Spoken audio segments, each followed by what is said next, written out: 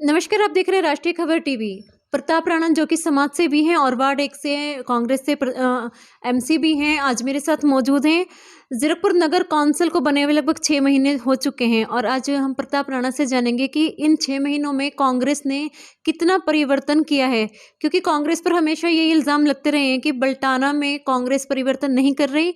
इन्हीं सवालों के जवाब देने के लिए आज प्रताप राणा मेरे साथ मौजूद हैं।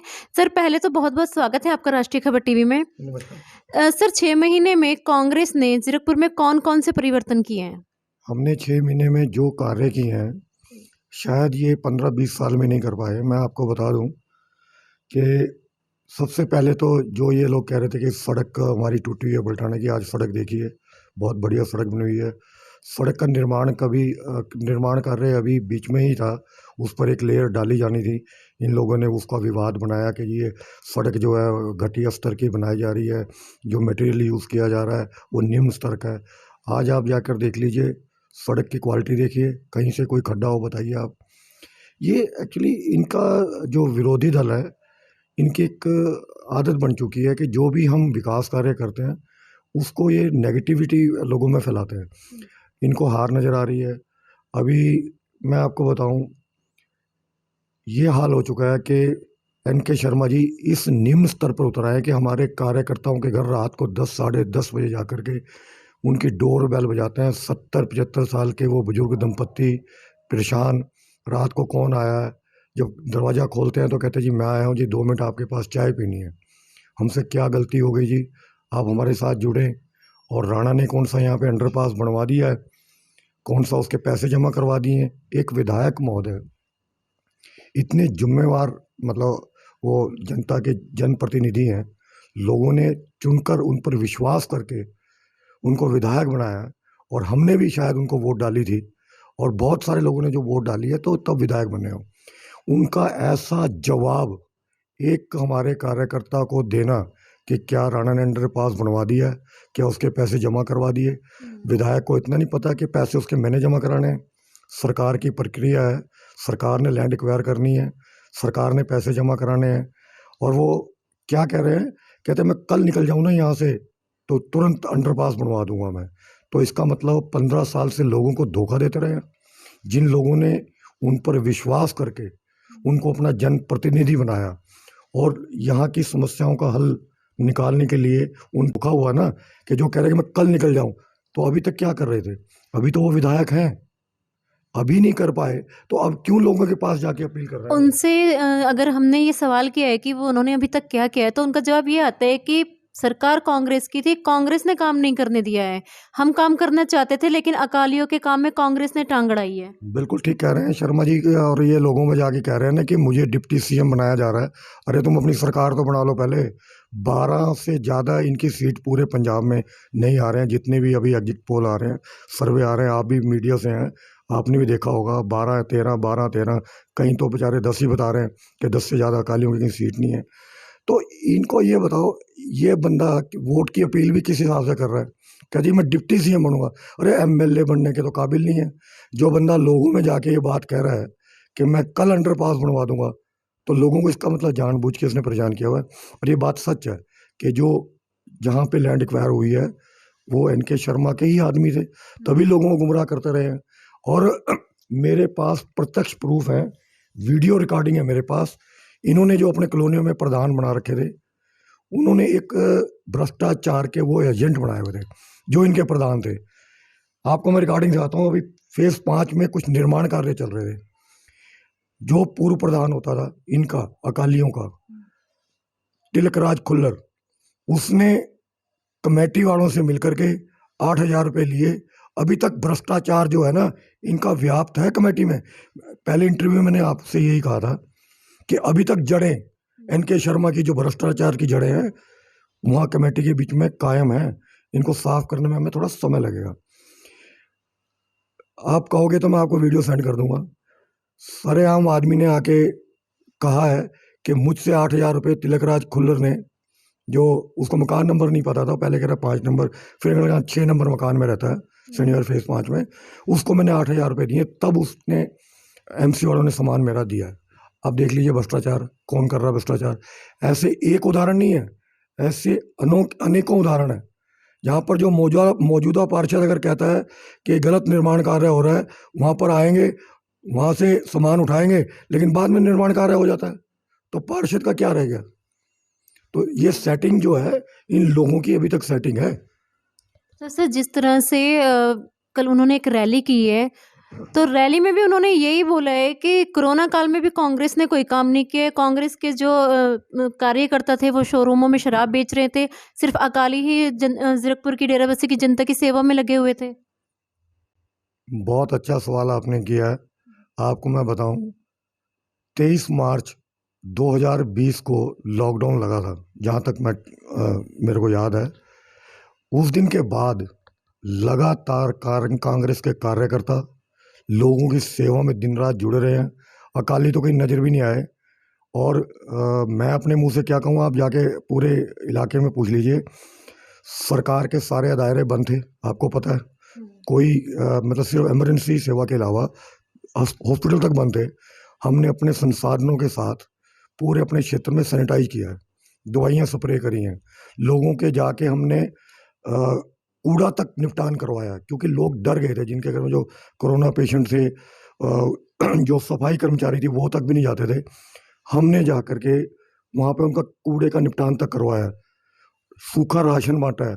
लगातार 2-2.5 महीने तक जो हमारे प्रवासी भाई हैं पलायन ना करें, उनको 2 टाइम का भोजन उपलब्ध कराया। एनके शर्मा तो क्वारंटाइन हो गए थे, उन्होंने बहाना लगाया मेरा तो क्वारंटाइन हो गया हूँ और मेरा कोरोना हो गया। हम दिन रात लोगों की सेवा में खड़े रहे, ऑन रिकॉर्ड है ये। ऐसा नहीं है, आप मेरी फेसबुक देख लीजिए। आप फेसबुक पे 2020 मार्च के बाद, 23 मार्च के बाद की आप पोस्टें देखें लगातार 2 महीने की, देखिए जनता के बीच में कौन था। ये एनके शर्मा का कोई बंदा दिखा दे, ये तो ऑन रिकॉर्ड चीजें हैं और लोगों को पता है। तो ये तो इतना असत्य बोलते हैं कि जिस पे तो मतलब यकीन करना ही मुश्किल है। रैली में तो और भी कुछ इन्होंने बहुत कुछ कहा होगा, सबका जवाब मेरे पास उपलब्ध है। मैंने तो आपके माध्यम से भी कहा था, शर्मा जी आप बहुत बड़े विधायक हैं, आप कभी बैठिए आमने सामने, कई चीज़ों का हिसाब आपसे करना है, ताकि लोगों को पता लगे कि आपके मन में किस प्रकार के षड्यंत्र चलते हैं जो आम जनता नहीं समझ पा रही। सर जिस तरह से एनके शर्मा पहले 31 वार्डों पर जो अकाली दल काबिज था, फिर कांग्रेस आ गया है, तो अब कहीं ना कहीं लग रही है कि जिस तरह तीनों नगर कौंसिल कांग्रेस ने जीत ली हैं, तो पंजाब विधानसभा 2022 के चुनावों का रास्ता आसान हो गया है डेराबस्सी कांग्रेस के लिए। यही चिंता का विषय एनके शर्मा जी है। एनके शर्मा का आज तक पूरी तीनों कमेटियों के ऊपर आधिपत्य रहा है और चुनाव कभी यहाँ होने नहीं दिए। ये अपने ही जो लोग थे उन्हीं को इन्होंने धक्के से एमसी बनाया, पुलिस के जोर से। अकालियों की राज था सारा। इस बार कांग्रेस का राज था, तो मजबूरी में चुनाव हुए, और चुनाव हुए तो नतीजे आप लोगों के सामने है। अब इनको ये डर सता रहा है कि जो तीनों कमेटियां डेराबस्सी हल्के की कांग्रेस की झोली में गई हैं, तो निश्चित तौर पे सरदार दीपेंद्र सिंह ढिल्लों यहाँ पर भारी मतों के साथ विजयी होंगे। और ये डर इनको रात की नींद की हराम कर रखी है एनके शर्मा की। तो सर जैसे नगर कौंसिल से जो प्रधान उदयवीर सिंह ढिल्लों हैं, लगातार विकास कार्यों की झड़ी लगा रही हैं, लेकिन जैक प्रेसिडेंट जो हैं उनको भी आपत्ति। उनका कहना है कि जीरकपुर में विकास नहीं, विनाश किया जा रहा है। चुनाव आने से पहले जल्दबाजी में सड़कें बनाई जा रही हैं, फिर सड़कें तोड़ी जाएंगी सीवरेज के लिए। हर आदमी को अपनी बात रखने का हक है, संवैधानिक अधिकार है। वो किस एंगल से कह रहे हैं और हम क्या कार्य कर रहे हैं, हो सकता है उनको कोई मिसअंडरस्टैंडिंग हो। कभी आए हमारे पास बैठे, तब हम उनको बताएं। और उनको पता भी है कि यहाँ जो अफसरशाही इतनी हावी है कि अभी तक उन्होंने हमें कोई अपना, कहते हैं ना, अपनी बाँह भी नहीं बढ़ाई है। सारा अंदर खाते जो है ना, इनके शर्मा के जो वहाँ पे ग्रुप्स हैं वो काम कर रहे हैं, और अड्डा है भ्रष्टाचार का, मुझे पता है। और यही उनका आरोप है। इसको मैंने आपको कहा है, उनकी भी शिकायत बहुत जल्दी दूर होगी।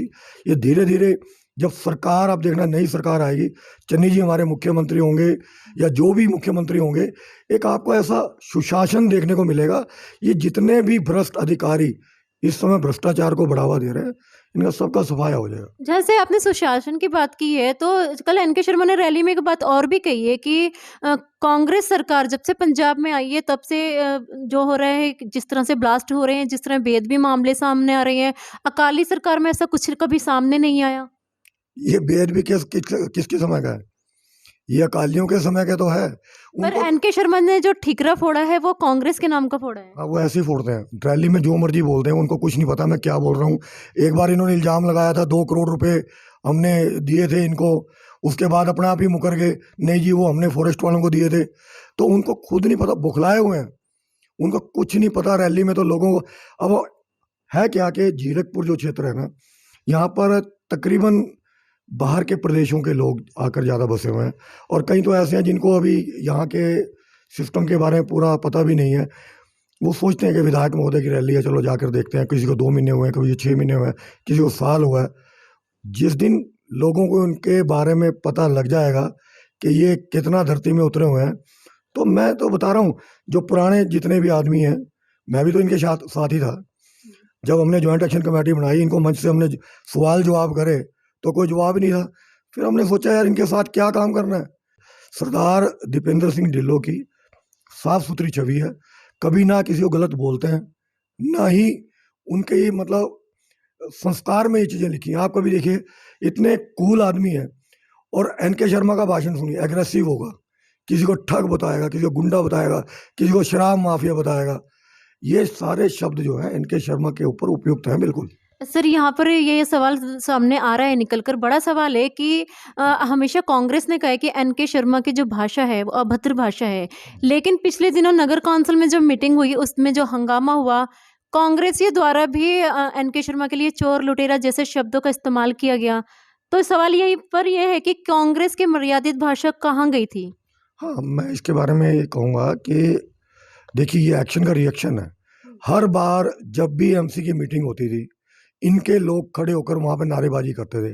कांग्रेस ने कभी भी नारेबाजी नहीं की, लेकिन आप जैसे मीडिया के द्वारा या अखबार के द्वारा जब कांग्रेसी कार्यकर्ताओं को पता लगा कि अकाली हर बार जाकर के वहाँ हमारे पार्षदों को, जो महिला पार्षद हैं, उनको भी अपमानित करते हैं, वो रोष स्वरूप आए। हमने तो किसी को बुलाया नहीं है। अब कार्यकर्ताओं के बीच में जब रोष है तो एक्शन का रिएक्शन तो होगा, नेचुरली बात है। ये बात तो उनको समझनी चाहिए ना। तो आपको लगता है कि इस बार एनके शर्मा का सुपड़ा साफ हो जाएगा, सरदार दीपेंद्र सिंह ढिल्लों आएंगे इस बार? बिल्कुल 100% आएंगे, और इतना डर उनके अंदर, मतलब इस समय उनके रातों की नींद बिल्कुल आराम है। उनको रात को सपने में कांग्रेस नजर आ रही है, कांग्रेस की सरकार नजर आ रही है। पहली बात तो इनका आप देखिए ना, टॉप लीडरशिप में क्या हो रहा है। मजीठिया जो इतने बड़े बड़े बोल मारता था, आज कहाँ है? अगर इतना ही मतलब वो लगता कि भी हाँ मैं पाक साक हूँ, तो उसको जमानत मिलती हाई कोर्ट से, या के सरेंडर कर दे, जो होगा प्रोसीडिंग चलेगी कोर्ट की। पर इसमें मैं रुकना चाहूंगी। अकाली दल का कहना है कि कांग्रेस मजीठिया को फंसा रही है, कि कांग्रेस की घटिया राजनीति बोली जा रही है अकाली दल के द्वारा। हाँ, वो जो कांग्रेस पहले थी वो बचा रही थी, अब कांग्रेस इंसाफ कर रही है। ये फंसा नहीं रही है, इंसाफ कर रही है। पहले कांग्रेस जो, जैसे कि पहले कहा गया है कि अकाली और कांग्रेस के जो पहले हमारे टॉप लीडरशिप थे, मैं नाम लेने में भी गुरेज नहीं करूँगा, कैप्टन साहब ने जो इनका भाईचारा निभा रहे थे, कि इनके अवगुण वो छुपाया करते थे और उनके अवगुण ये। तो ये बहुत सारी बातें थी, इनका चला हुआ था 50-50 का। लेकिन अब जो सरकार है ये आगे भी आपको सुशासन देगी, और जिसने गलत काम किया है वो 100% सजा भुगतेगा। सर, अगर हम अकाली दल की बात ना करके अब आम आदमी पार्टी की बात करें, तो क्या लगता है कि आम आदमी पार्टी से कितनी टक्कर मिल सकती है कांग्रेस को? देखिए जी, आम आदमी पार्टी का एक ना गुब्बारा है, वो बहुत जल्दी फूटने वाला है। पहली बात तो मैं डेराबस्सी हल्के की बात करूं, जो कुलजीत सिंह रंधावा जो यहाँ पर कैंडिडेट बनाए हैं, खुद आम आदमी पार्टी के कार्यकर्ता नाराज हैं कि ऐसे भ्रष्ट आदमी को आपने यहाँ से विधायक का उम्मीदवार बना दिया है, जिसके ऊपर ट्रक यूनियन डेराबस्सी के लाखों रुपए गबन का आरोप है। और शायद मेरे ख्याल आपने ही एक बार रिपोर्टिंग की थी कि ट्रक यूनियन के कुछ पदाधिकारी उन 15-20 लाख रुपए का गबन का एक आरोप लगा रहे हैं। धुआं वहीं से उठता है जहाँ पर थोड़ी बहुत ही आग हो। इसका मतलब कुछ ना कुछ तो गड़बड़ है। और ये लोग पहले कांग्रेस में थे, इन्होंने भ्रष्टाचार करने की कोशिश करी, माइनिंग इन्होंने करी। जब कांग्रेस ने इनको पर अंकुश लगाया तो पार्टी छोड़ के अलग हो गए। ये केजरीवाल जी को पंजाब के बारे में भी पता नहीं है। उनको सिर्फ ये दिख रहा है जो पैसा दे दे, टिकट दे दे। आम आदमी क्या है उनको पता ही नहीं है। ये आम आदमी है, अरबोपति आदमी है, दुनिया भर का इसने भ्रष्टाचार से पैसा कमाया हुआ है। जो आम आदमी टिकट मांग रहे थे उनको इन्होंने टिकट दी ही नहीं। और ये खुद रोष है और इनके आदमी ही इनको हरवाएंगे यहाँ पर। और ये ऐसे ही पंजाब में अभी आप कह रहे हो कि चंडीगढ़ के बीच में आम आदमी पार्टी सबसे ज़्यादा सीटें जीती हैं। चंडीगढ़ एक यूनियन टेरिटरी है, वहाँ का मसला अलग है। दिल्ली जैसे एक यूनियन टेरिटरी है, ऐसे ही चंडीगढ़ है। पंजाब का मसला अलग है। पंजाब एक बॉर्डर लगता है पूरा, मेरे ख्याल तीनों तरफ से पंजाब जो है पाकिस्तान सीमा से घिरा हुआ है। यहाँ का जो व्यवस्था है, कानून व्यवस्था, उसको संभालना आम आदमी के बस की बात नहीं है। दूसरा जो है प्रलोभन दे रहा है कि 1,000 रुपये का गारंटी कार्ड। मेरे ख्याल से अरविंद केजरीवाल को शायद ये भी नहीं पता होगा कि यहाँ पर वयस्क लड़कियों की कितनी जनसंख्या है। 1 करोड़ से 1.25 करोड़ तक, जहाँ तक मेरे पास इनपुट है, यहाँ पर वयस्क जो हमारी बच्चियाँ हैं या महिलाएं हैं उनकी जनसंख्या है। आप लगाइए 1,000 रुपया प्रति माह, तो कितना हो गया, उसको गुना करें, मतलब 12,000 करोड़ रुपया प्रति माह, तो साल का कितना हो गया। इतना तो पूरा बजट नहीं है पंजाब का। पंजाब तो पहले ही बहुत ज़्यादा कर्जे में डूबा हुआ है। दिल्ली की बात और है, वहाँ टैक्सेस हैं और वहाँ भी उसने 1,000 रुपये नहीं दिए। वो तो कह रहे हैं हमारा सरप्लस में है। हमने दिल्ली में जिस तरह से अपने बेस पे जो रिपोर्टिंग की, अपनी बात की है लोगों से, तो उनका कहना है कि यहाँ पर इस तरह की कोई सुविधा नहीं मिली है। तो क्या लगता है आपको कि किस बेस पे फिर केजरीवाल पंजाब की औरतों को 1,000 रुपये देने की बात कर रहे हैं? वो इनकी भाषा में नहीं आएंगे, इनके प्रलोभन में बिल्कुल नहीं आएंगे। सबको पता है संभव कोई चीज़ है ही नहीं है। अगर आप बाय द वे कोई पार्टी आके आपको कहे कि जी आप हमें वोट दीजिए, हम आपको भगवान के दर्शन कराएंगे। भगवान तो आपके अंदर बैठा है ना, आपके अंदर अपना आत्मबल होना चाहिए, तभी तो आप कुछ कर पाओगे ना। आप लोगों को नकारा बना दो, ये भी मुफ्त है, ये भी मुफ्त है, ये भी, तो काम कौन करेगा।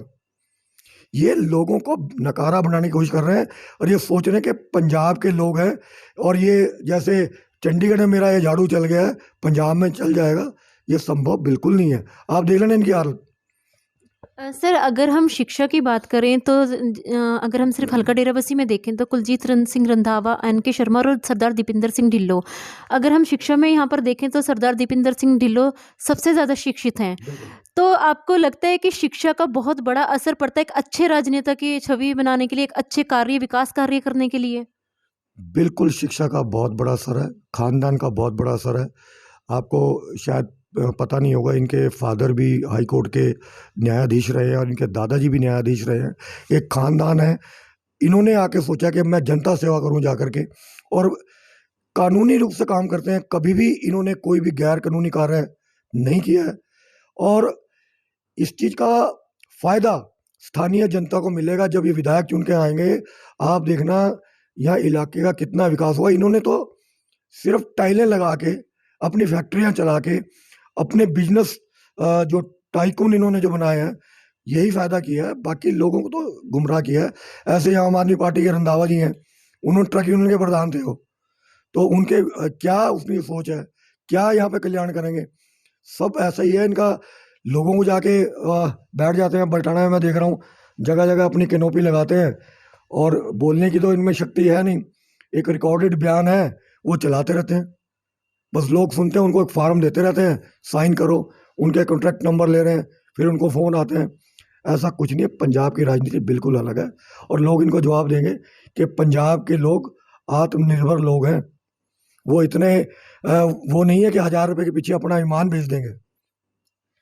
तो आपने अभी प्रताप राणा को सुना, जिन्होंने कहा है कि जो पंजाब के लोग हैं वो मूर्ख नहीं है, समझदार पढ़ी लिखी जनता है पंजाब की, और किसी के प्रलोभनों में आकर पंजाब की जनता वोट नहीं करेगी।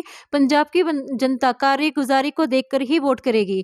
बने रहिए राष्ट्रीय खबर टीवी के साथ। मैं शनाया चौहान लेती हूँ आपसे इजाजत। ताज़ा खबरों से जुड़े रहने के लिए सब्सक्राइब करें राष्ट्रीय खबर टीवी और बेल आइकन दबाना ना भूलें।